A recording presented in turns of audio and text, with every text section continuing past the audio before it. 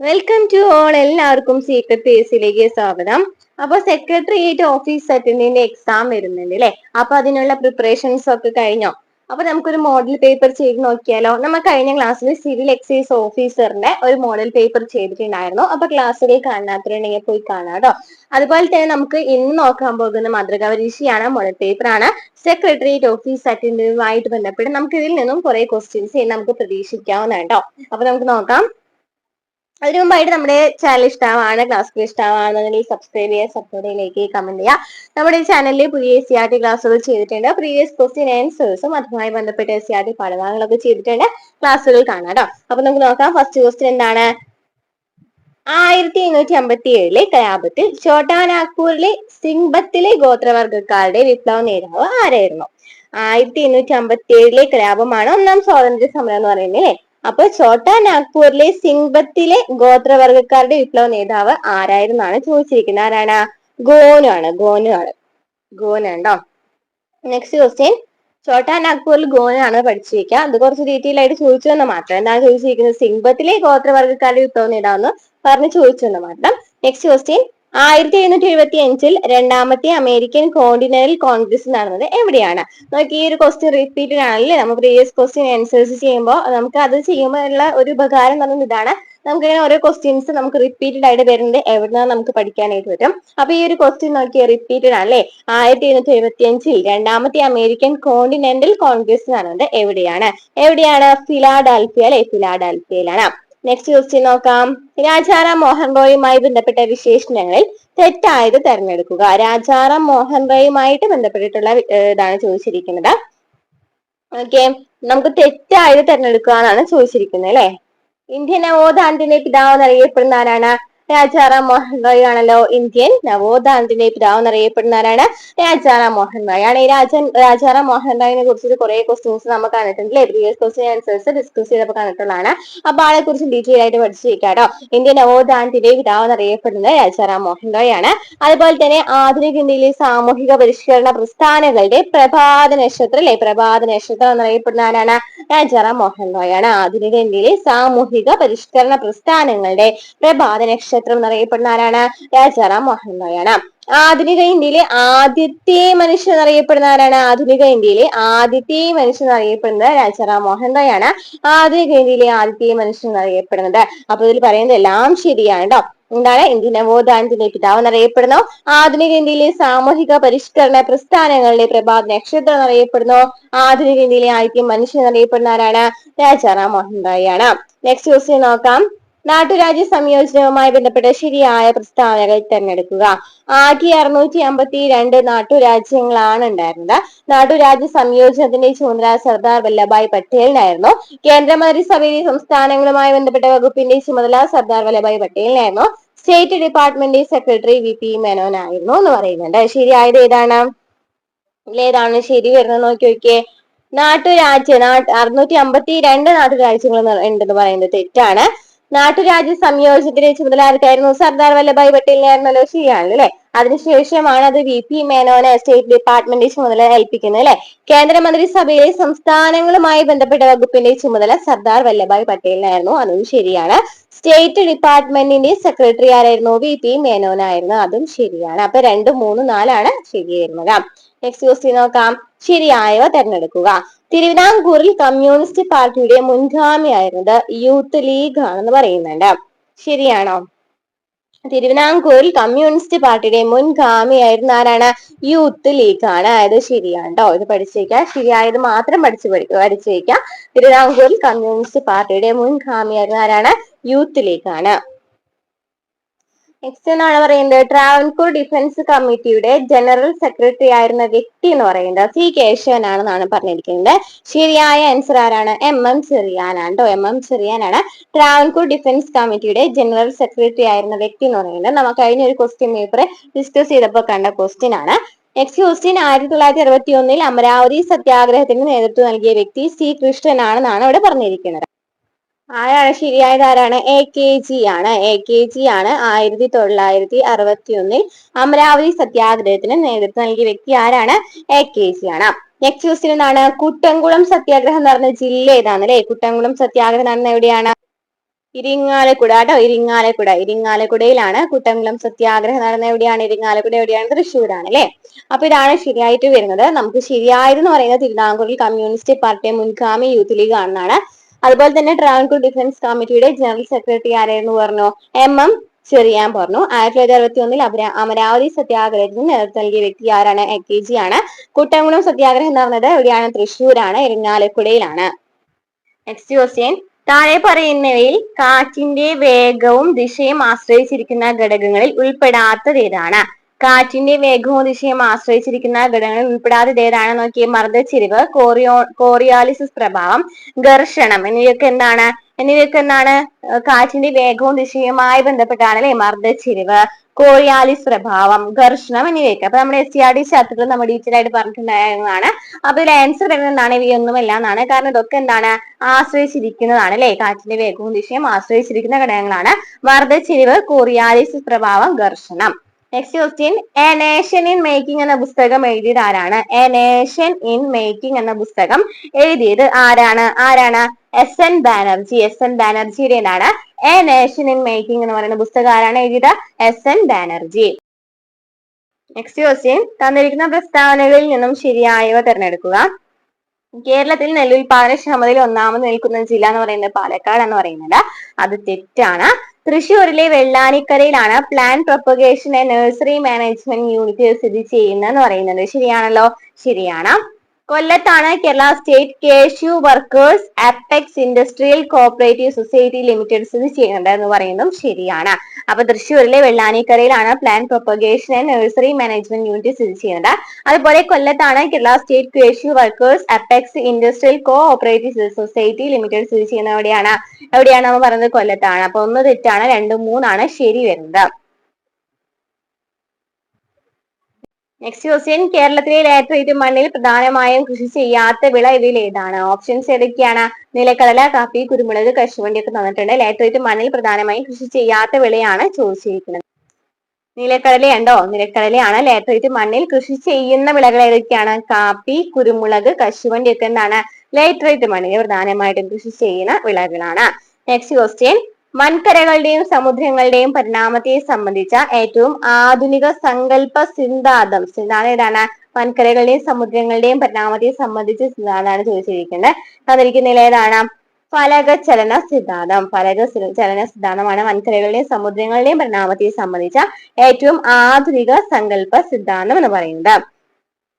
Next question, നിങ്ങൾ ആ ക്വസ്റ്റ്യന്റെ answer ഒന്ന് ജസ്റ്റ് വായിച്ച് നോക്കാം കേട്ടോ. ഞാൻ ആൻസർ മാത്രമാണ് പറഞ്ഞു പോകുന്നത്. ഞാനാണെങ്കിൽ തെറ്റായിട്ടുള്ള ഉത്തരം മനസ്സിൽ പറയണ്ടെന്ന് വെച്ചിട്ടാണ് ആൻസർ മാത്രം പറഞ്ഞു പോകുന്നത്.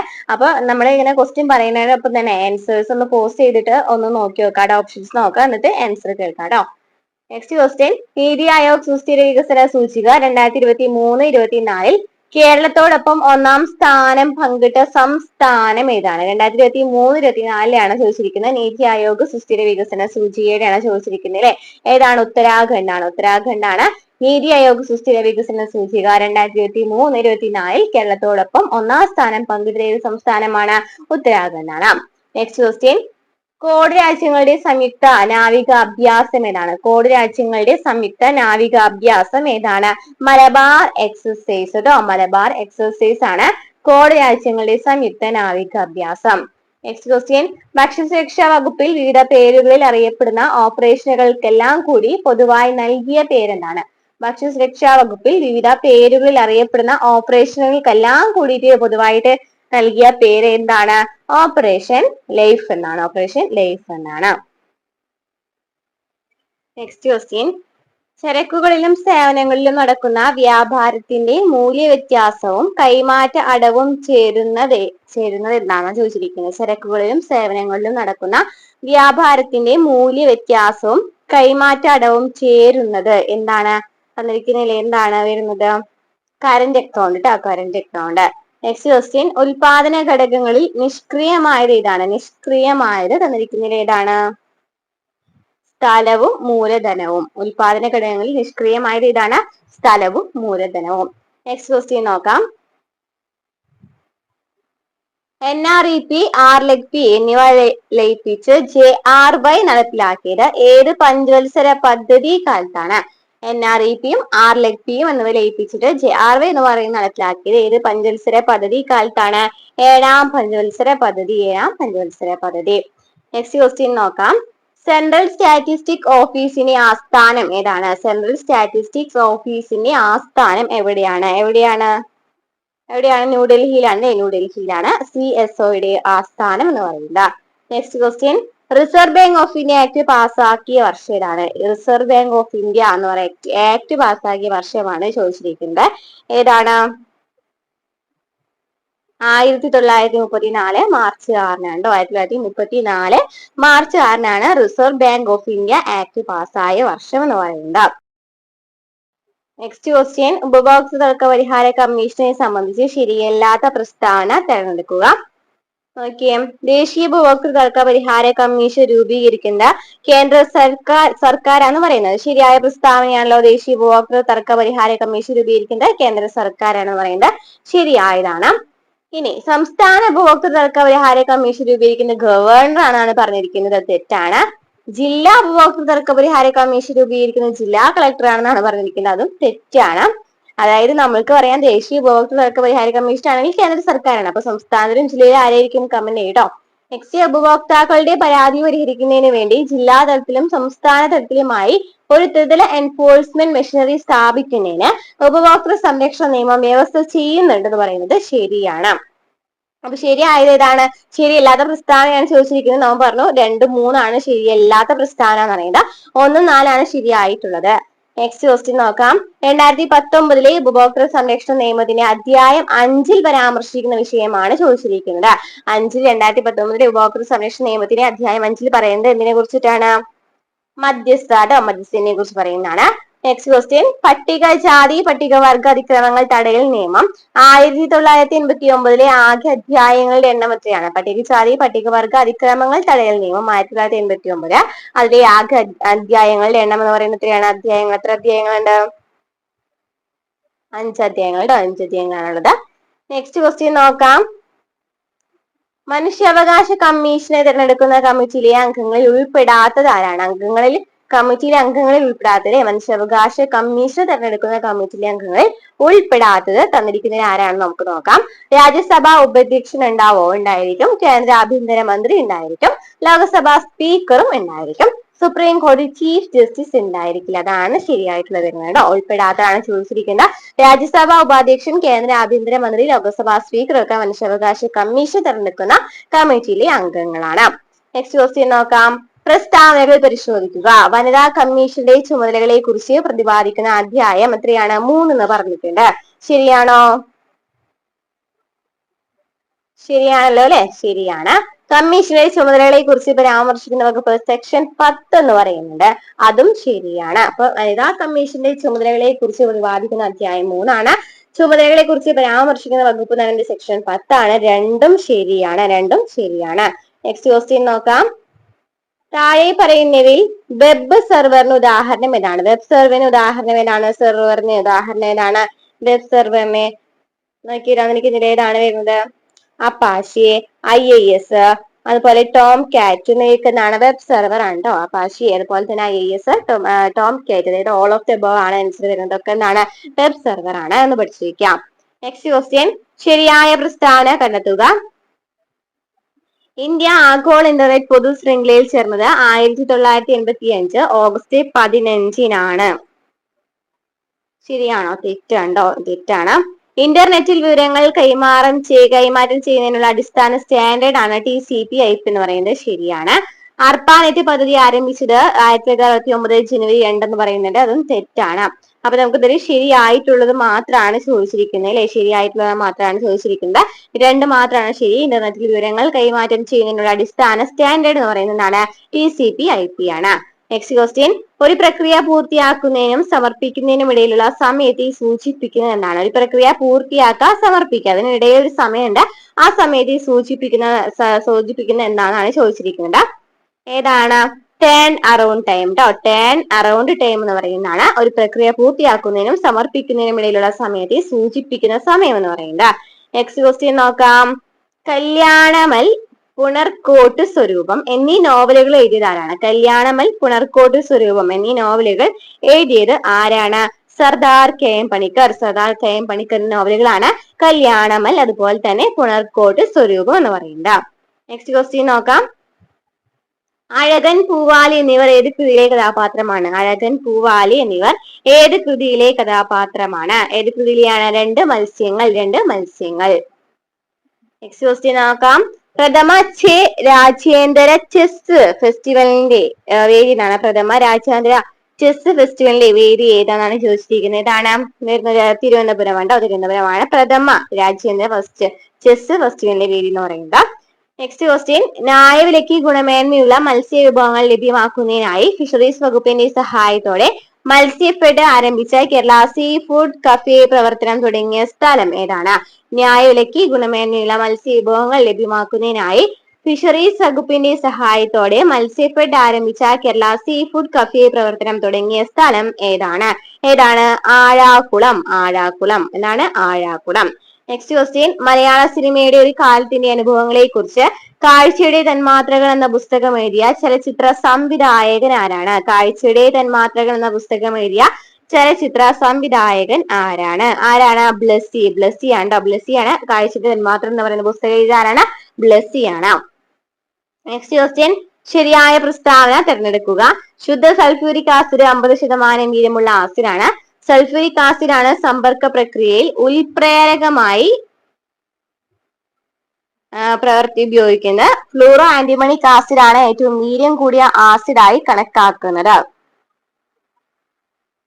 ഏതാണ് ശരിയായത്? ഫ്ലൂറോ ആന്റിമണിക് ആസിഡ് ആണ് ഏറ്റവും വീര്യം കൂടിയ ആസിഡായി കണക്കാക്കുന്നത് എന്ന് പറയുന്നതാണ് ശരിയായിട്ടുള്ള ആൻസർ കേട്ടോ. Next question. ചേരുമടി ചേർക്കുക. ലോഹങ്ങളും ലോഹസംഘനാണ് തന്നിരിക്കുന്നതിൽ.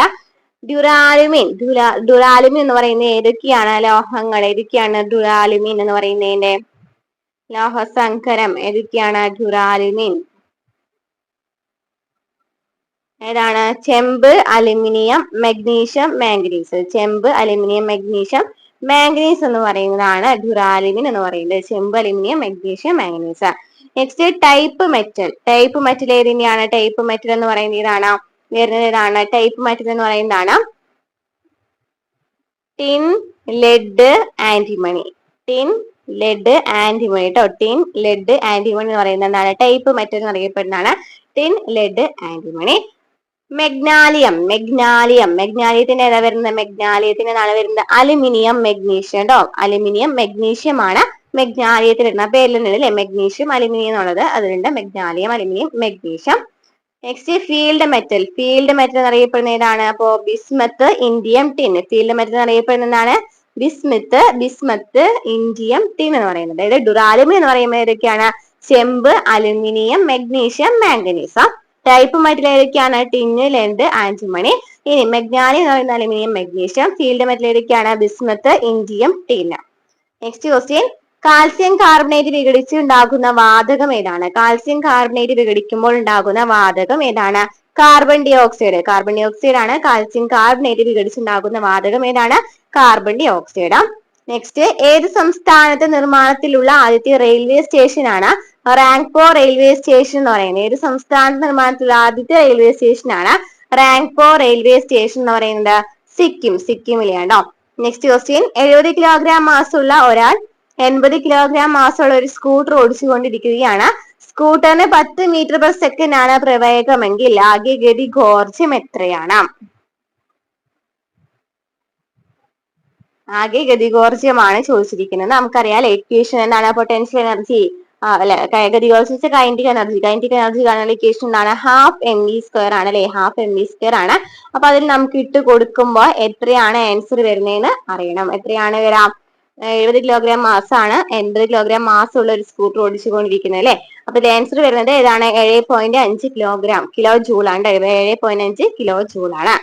നെക്സ്റ്റ് ക്വസ്റ്റ്യൻ നോക്കാം. തെറ്റായ പ്രസ്താവന കണ്ടെത്തുക. ഒന്നാം വർഗോത്തോലകത്തിന്റെ യാന്ത്രിക ലാഭം ഒന്നോ ഒന്നിൽ കൂടുതലോ ഒന്നിൽ കുറവോ ആയിരിക്കും. മൂന്നാം വർഗോത്തോലകത്തിന്റെ യാന്ത്രിക ലാഭം ഒന്നിൽ കൂടുതലായിരിക്കും. ഇതില് ശരിയായതും തെറ്റാണ് ചോദിച്ചിരിക്കുന്നത്. ബി മാത്രമാണ് തെറ്റ് വരുന്നത്.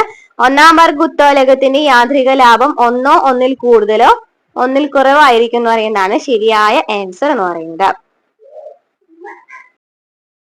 നെക്സ്റ്റ് ക്വസ്റ്റ്യൻ നോക്കാം. ബോസ്-ഐൻസ്റ്റീൻ കണ്ടൻസേറ്റുമായി ബന്ധപ്പെട്ട പ്രസ്താവനകളിൽ ശരിയായത് കണ്ടെത്തുക. ബോസ്-ഐൻസ്റ്റീൻ കണ്ടൻസേറ്റ് അല്ലെ, ബോസ്-ഐൻസ്റ്റീൻ കണ്ടൻസേറ്റുമായി ബന്ധപ്പെട്ട പ്രസ്താവനകളിൽ ശരിയായത് കണ്ടെത്തുക. നോക്കാം. പരീക്ഷണശാലയിൽ ആദ്യമായി നിർമ്മിച്ചത് എറിക് കോർണൽ, കാൾ വൈമാൻ എന്നിവർ ചേർന്നാണ് എന്ന് പറയുന്നുണ്ട്. ശരിയാണല്ലോ, ശരിയാണല്ലേ, ശരിയാണ്. നമുക്ക് എന്താണ് ചോദിച്ചിരിക്കുന്നത്? ശരിയായത് മാത്രമാണ് ചോദിച്ചിരിക്കുന്നത്. ഇനി ഹിഗ്സ് ബോസോണിനെ ദൈവകണം എന്ന് വിളിച്ച വ്യക്തി പോൾ ഡിറാക്ക് എന്ന് പറയുന്നുണ്ട്. തെറ്റാണ്. അതുപോലെ ലിയോൺ ലിഡർമാൻ ആണ് ബോസോൺ എന്ന പദം ആദ്യമായിട്ട് ഉപയോഗിച്ചെന്ന് പറയുന്നുണ്ട്. അതും തെറ്റാണ്. അപ്പോൾ പരീക്ഷണശാലയിൽ ആദ്യമായിട്ട് നിർമ്മിച്ചത് എറിക് കോണൽ, കോൾ വൈമൻ എന്നിവർ ചേർന്നതാണെന്ന് പറയുന്നതാണ് ശരിയായിട്ടുള്ള ആൻസർ. ഒന്ന് മാത്രമാണ് ശരിയായത്. Next question. 65 വയസ്സ് കഴിഞ്ഞവർക്ക് വേണ്ടി കേരള സർക്കാർ നടപ്പിലാക്കിയ ആരോഗ്യ സുരക്ഷാ പദ്ധതി ഏതാണ്? 65 വയസ്സ് കഴിഞ്ഞവർക്ക് വേണ്ടിയിട്ട് നടപ്പിലാക്കിയ പദ്ധതി ഏതാണ്? വയോമിത്രമാണ് അല്ലെ. Next question. സസ്യകോശത്തിലുള്ളതും ജന്തുകോശത്തിൽ പൊതുവെ കാണപ്പെടാത്ത ഭാഗം. സസ്യകോശത്തിലുണ്ട് പക്ഷെ ജന്തുകോശങ്ങളിൽ കാണപ്പെടുന്നില്ല അല്ലെ. അത് ഏത് ഭാഗമാണ്? ഏതാണെന്ന് നോക്കിയേ. ജൈവകണങ്ങളാണ്. കോശസ്തരം, അന്തർദ്രവ്യ ചാലിക, അതുപോലെ ഗോൾഗി ബോഡികളൊക്കെ രണ്ടിലും കാണപ്പെടുന്നതാണ്. നമുക്ക് ചോദിച്ചിരിക്കുന്നതാണ് സസ്യകോശത്തിലുള്ളതാണ്, എന്നാൽ ജന്തുകോശത്തിൽ കാണപ്പെടുന്നില്ല എന്നാണ് പറയുന്നത്. ഏതാണ് വരുന്നത്? ജൈവകണങ്ങളാണ് വരുന്നത്. നെക്സ്റ്റ്. PPLO എന്ന ഏകകോശ ജീവി ഏത് വിഭാഗത്തിലാണ് പെടുന്നത്? PPLO ഏത് വിഭാഗത്തിലാണ് പെടുന്നത്? ഏതാണ്? മൈക്കോപ്ലാസ്മിയാണ് അല്ലെ. മൈക്കോപ്ലാസ്മിയാണ്. പ്ലൂറൽ ന്യൂമോണിയ ലൈക്ക് ഓർഗാനിസം എന്നാണ് അങ്ങനെയെന്നോ തോന്നുന്നു കേട്ടോ ആ ഒരു ഫുൾ ഫോം വരുന്നത്. നെക്സ്റ്റ്. സ്പോട്ടഡ് ഫീവർ എന്ന രോഗത്തിന് കാരണമായ രോഗാണു ഏത് വിഭാഗത്തിൽ പെടുന്നു? സ്പോട്ടഡ് ഫീവർ എന്ന രോഗത്തിന് കാരണമായ രോഗാണു ഏത് വിഭാഗത്തിലാണ് പെടുന്നത്? Rickettsia bacteria. Next question. ഭൂമിയുടെ ശ്വാസകോശം എന്നറിയപ്പെടുന്ന ആമസോൺ മഴക്കാടുകൾ ഭൂമിയിലെ ഓക്സിജന്റെ എത്ര ശതമാനമാണ് നൽകുന്നത്? ആമസോൺ മഴക്കാടുകൾ ഓക്സിജൻ എത്ര ശതമാനമാണ് നൽകുന്നത്? എത്ര ശതമാനമാണ്? 20%. 20%ആണ് തരുന്നത്. Next question. ഹരിത വിപ്ലവത്തിൽ ഏറ്റവും മെച്ചമുണ്ടാക്കിയ നാണ്യവിള തന്നിരിക്കുന്നതിൽ ഏതാണ്? ഹരിത വിപ്ലവത്തിൽ ഏറ്റവും മെച്ചമുണ്ടാക്കിയ നാണ്യവിള ഏതാണ്? ഹരിത വിപ്ലവത്തിൽ മെച്ചമുണ്ടാക്കിയത് ഏതാണ്? കരിമ്പാണ് അല്ലെ. കരിമ്പാണ്. നെക്സ്റ്റ്. ഗോതമ്പ് എന്ന് പറയുന്നത് ഏതാണ്? ഭക്ഷ്യവിളയാണ് അല്ലെ. ഗോതമ്പാണ് ഏറ്റവും കൂടുതൽ മെച്ചമുണ്ടാക്കിയ ഭക്ഷ്യവിള ചോദിക്കുകയാണെങ്കിൽ. നാണ്യവിളയാണെങ്കിൽ ഏതാണ്? കരിമ്പാണ്. താഴെ തന്നിരിക്കുന്നതിൽ സുപ്രീം കോടതി പരിഗണിക്കുന്ന കേസുകളിൽ ഉൾപ്പെടാത്തവ ഏതെല്ലാമാണ്? ഏതാണ് ഉൾപ്പെടാത്തത്? സംസ്ഥാന ഗവൺമെന്റുകൾ തമ്മിലുണ്ടാകുന്ന തർക്കങ്ങൾ സുപ്രീം കോടതി പരിഗണിക്കുന്ന കേസാണല്ലോ. സംസ്ഥാന ഗവൺമെന്റുകൾ തമ്മിലുണ്ടാകുന്ന തർക്കങ്ങൾ. അതുപോലെ സംസ്ഥാന ഹൈക്കോടതികളിൽ നിന്നുള്ള അപ്പീൽ കേസുകളും എന്നാണ് സുപ്രീം കോടതി പരിഗണിക്കുന്നുണ്ട്. മൗലിക കർത്തവ്യങ്ങളുടെ ലംഘനവുമായി ബന്ധപ്പെട്ട കേസുകളിൽ ഉത്തരവുകൾ പുറപ്പെടുവിക്കൽ എന്ന് പറയുന്നത് ഈ സുപ്രീം കോടതിയുമായിട്ട് ബന്ധപ്പെട്ടതല്ല. മൗലിക കർത്തവ്യങ്ങളുടെ ലംഘനവുമായിട്ട് ട്ടാ. കേന്ദ്ര ഗവൺമെന്റും സംസ്ഥാന ഗവൺമെന്റും തമ്മിലുണ്ടാകുന്ന തർക്കങ്ങളും ഇതിൽ വരുന്നില്ല. സംസ്ഥാനത്തിന്റെ അധികാര പരിധിക്കുള്ളിൽ ഉണ്ടാകുന്ന തർക്കങ്ങളിൽ തീർപ്പ് കൽപ്പിക്കുന്നുണ്ട്. അതും ശരിയാണ്. അപ്പൊ ഏതൊക്കെയാണ് നമുക്ക് ചോദിച്ചിരിക്കുന്നത്? ഉൾപ്പെടാത്തവയാണ് ചോദിച്ചിരിക്കുന്നത്. 3, 4 ഉൾപ്പെടാത്തത്. ഉൾപ്പെട്ടത് നമുക്ക് പഠിച്ചിരിക്കാം. സുപ്രീം കോടതി പരിഗണിക്കുന്ന കേസുകളാണ് സംസ്ഥാന ഗവൺമെന്റുകൾ തമ്മിലുണ്ടാകുന്ന തർക്കങ്ങൾ, സംസ്ഥാന ഹൈക്കോടതികളിൽ നിന്നുള്ള അപ്പീൽ കേസുകൾ, അതുപോലെ സംസ്ഥാനത്തിന്റെ അധികാര പരിധികളിൽ ഉണ്ടാകുന്ന തർക്കങ്ങൾ. സംസ്ഥാനത്തിന്റെ അധികാര പരിധിക്കുള്ളിൽ ഉണ്ടാകുന്ന തർക്കങ്ങളും അതുപോലെ തന്നെ പോകുന്ന അപ്പീൽ കേസുകളും അതുപോലെ തന്നെ സംസ്ഥാന ഗവൺമെന്റുകൾ തമ്മിലുണ്ടാകുന്ന തർക്കങ്ങളൊക്കെ സുപ്രീം കോടതിയുമായി ബന്ധപ്പെട്ടതാണ്. നെക്സ്റ്റ് ക്വസ്റ്റ്യൻ തെറ്റായവ തിരഞ്ഞെടുക്കുക. ഹൈക്കോടതി ജഡ്ജിമാരെ കുറിച്ചിട്ടാണ് ചോദിച്ചിരിക്കുന്നത്.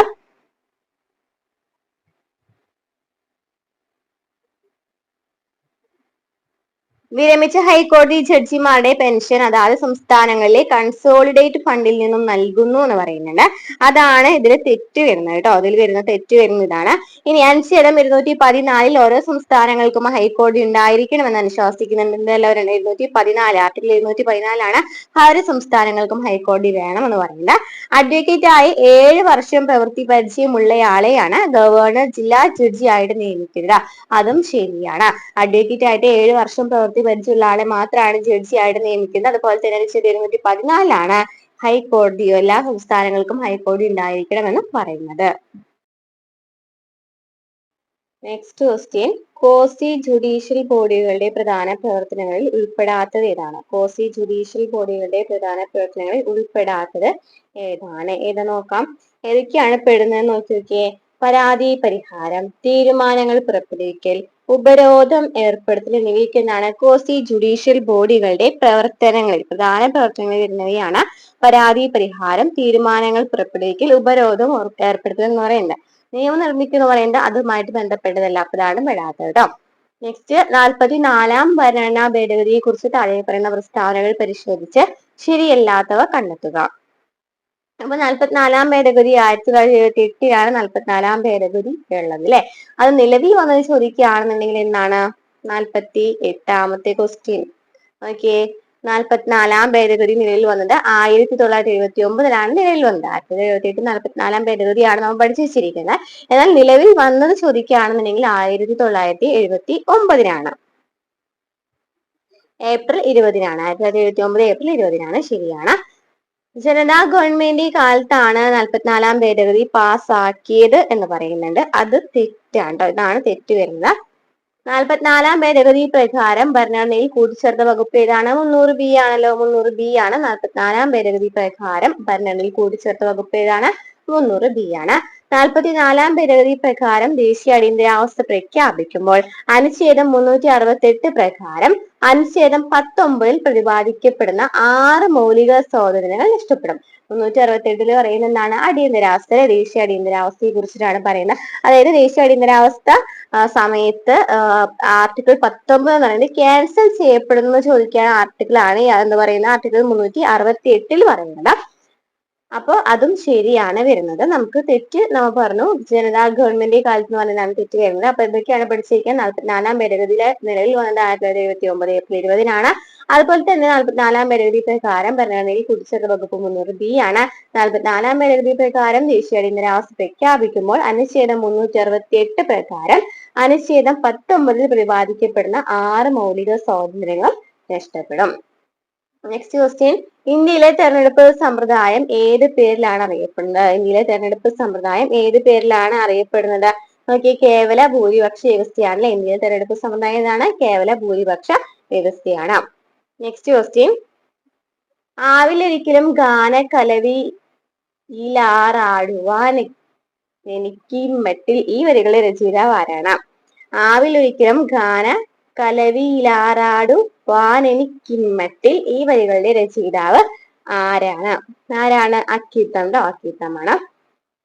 ഇന്ത്യയുടെ 30-ാമത് കരസേനാ മേധാവിയായി ചുമതലയേറ്റ വ്യക്തി ആരാണ്? ഇന്ത്യയുടെ 30-ാമത്തെ കരസേനാ മേധാവിയായി ചുമതലയേറ്റ വ്യക്തി ആരാണ്? ജനറൽ ഉപേന്ദ്ര ദ്വിവേദി.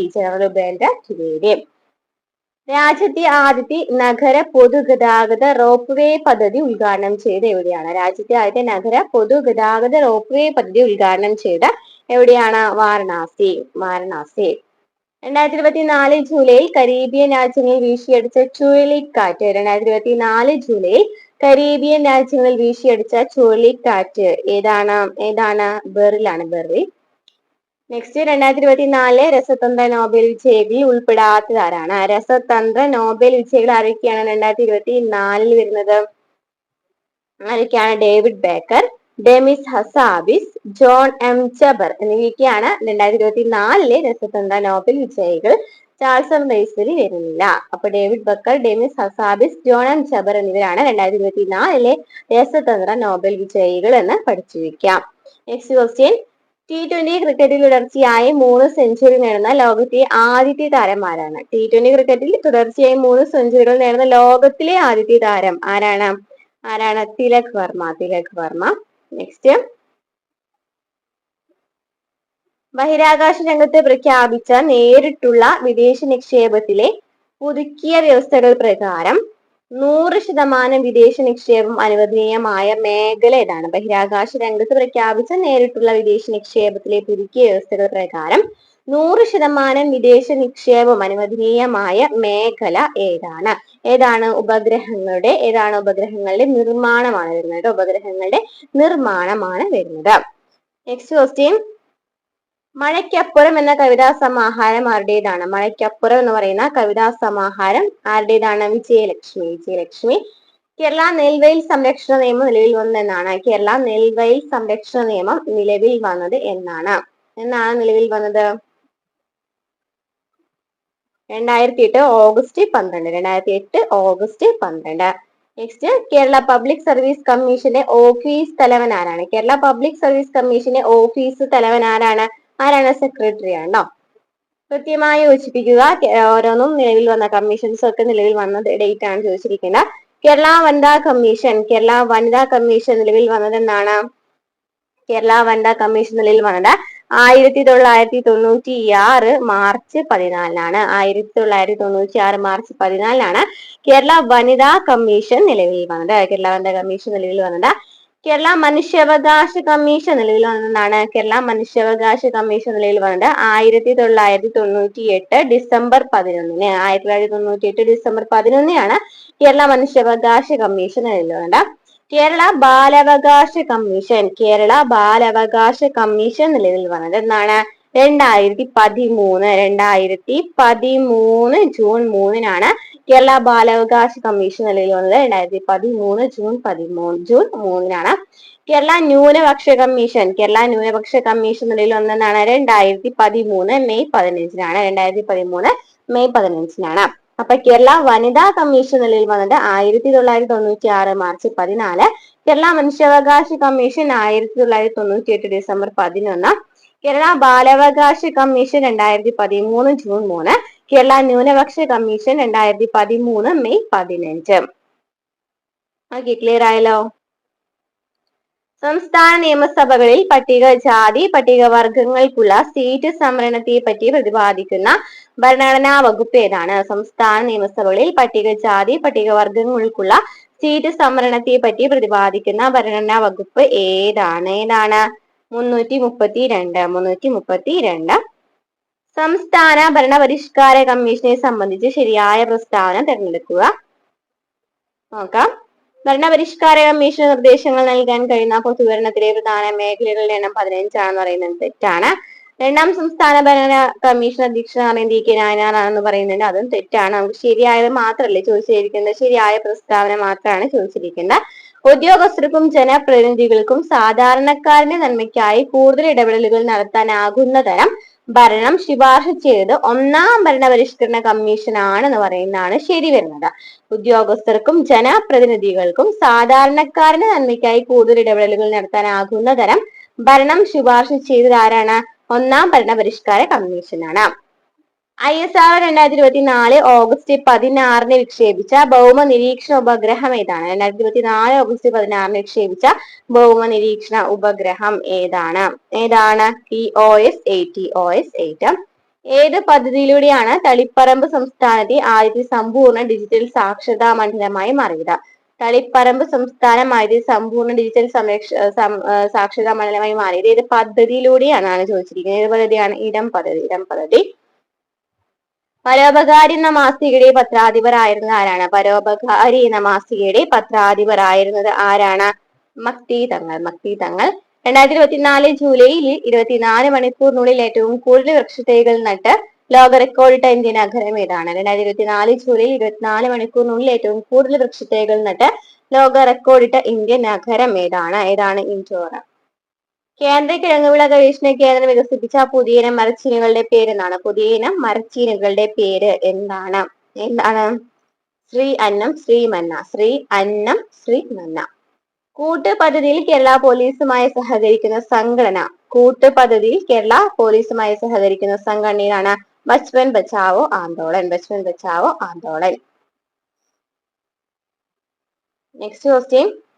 KT അഷ്റഫ് രചിച്ച ജസ്റ്റിസ് ഫാത്തിമ ബീവിയുടെ ജീവചരിത്ര ഗ്രന്ഥം ഏതാണ്? KT അഷ്റഫ് അപ്പൊ ചോദിക്കാം, ജീവചരിത്ര ഗ്രന്ഥം, ഫാത്തിമ ബീവിയുടെ ജീവചരിത്ര ഗ്രന്ഥം എന്ന് പറയുന്ന ആരാണ് രചിച്ചത്? KT അഷ്റഫ് ആണ്. നമ്മൾ ക്വസ്റ്റ്യൻ കണ്ടിട്ടുണ്ടായിരുന്നു.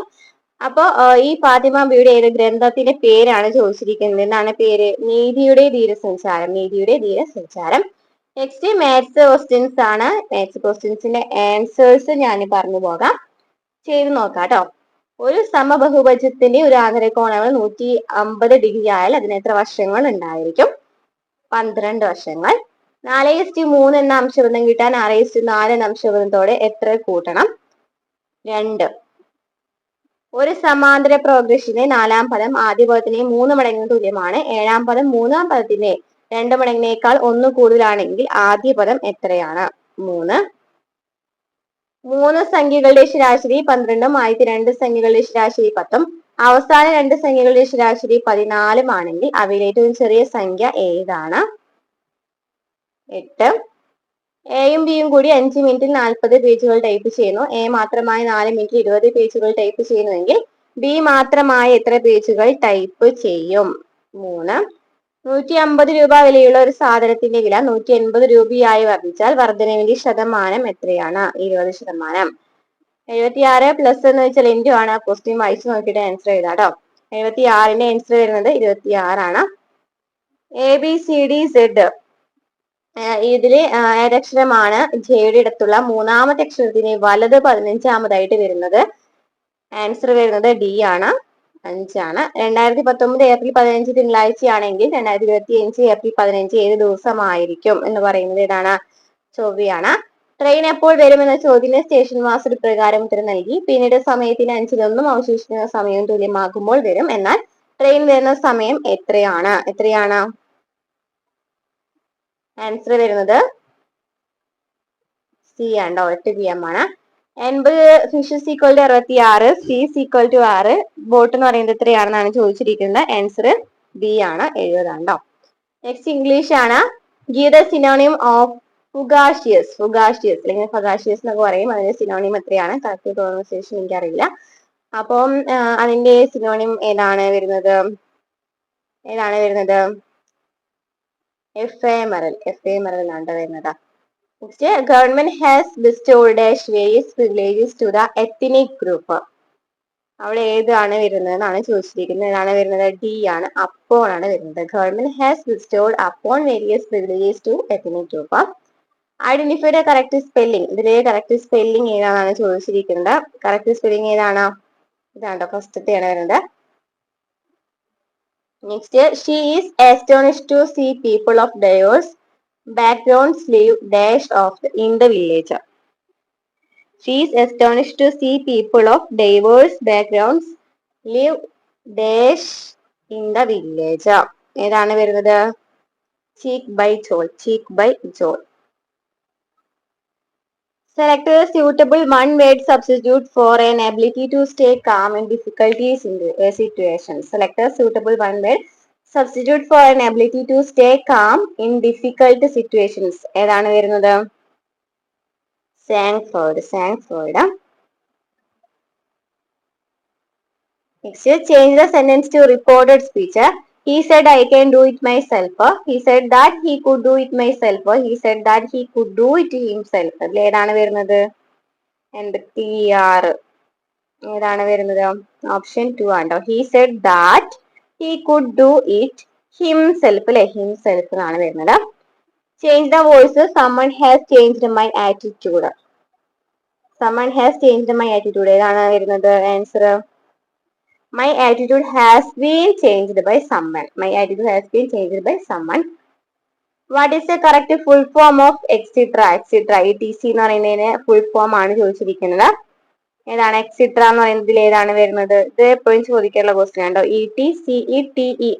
ETCETER extra. If you had enough money you dash a car. നമ്മൾ ഡീറ്റെയിൽ ആയിട്ട് ഇംഗ്ലീഷ് 2025 ചോദിച്ച ക്വസ്റ്റ്യൻസും ഒക്കെ നമ്മൾ ഇംഗ്ലീഷ് ഡീറ്റെയിൽ ആയിട്ട് ക്ലാസ് എടുത്തിട്ടുണ്ടായിരുന്നു കേട്ടോ. പ്രീവിയസ് ക്വസ്റ്റ്യൻ ആൻസേഴ്സ് വെച്ചിട്ട്.